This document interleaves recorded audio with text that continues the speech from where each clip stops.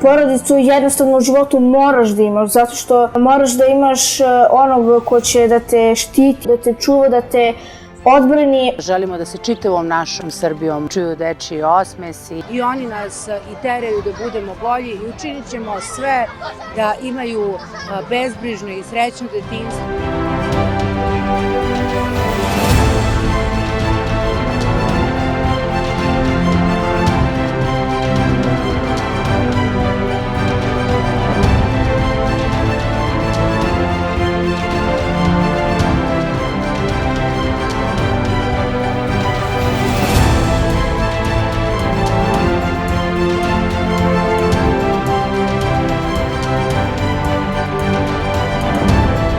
Od države ćete sada odmah za prvorođeno dete dobiti 500.000 dinara. Za drugo dete imate direktnih 600.000 odmah od države. I ovo će ići od, mislim, aprila ili maja meseca. Ovo je ono na čemu moramo da radimo da bi Srbija postojala.